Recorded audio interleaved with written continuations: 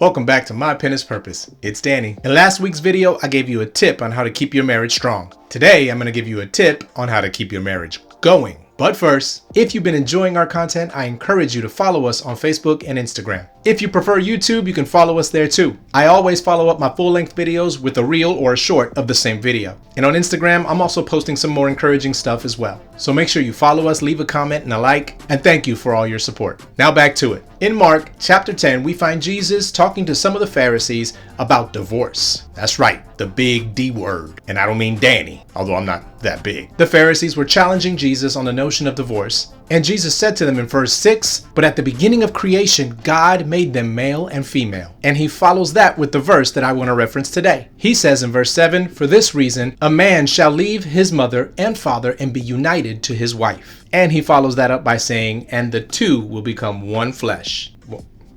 One flesh.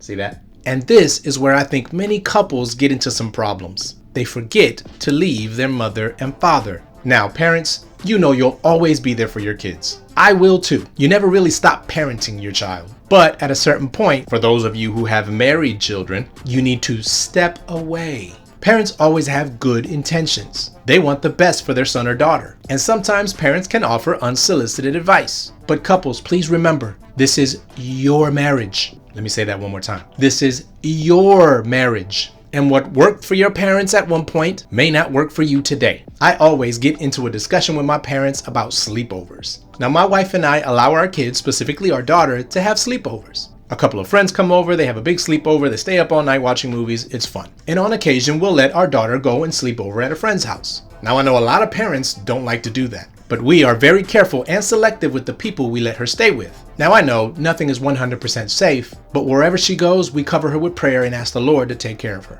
Now, my parents, they always get bothered that we let them do that. They, of course, are very protective of their grandkids, and I understand. Again, parents are always going to have opinions on what you do in your relationship with your spouse. And 9 times out of 10, they're well-intentioned. But it is your marriage. I think that's the 3rd time I've said it. And for the parents, it is their marriage. Okay, 3.5 now. Was that a half? I don't know. As parents, I know we want to help, but we have to allow them to grow together as a couple and make mistakes. It's going to happen, but that is always a part of a growing relationship. Just do what I do when I send my kids out to a sleepover. Cover them with prayer and ask the Lord to protect them. That's all the time I have on today's My Pen is Purpose. Once again, I hope you're enjoying our content. If you do, please leave me a comment and share it. Don't forget to follow us on Facebook and Instagram and subscribe to our YouTube channel as well. I thank you so much for your support. See you on the next one. Peace.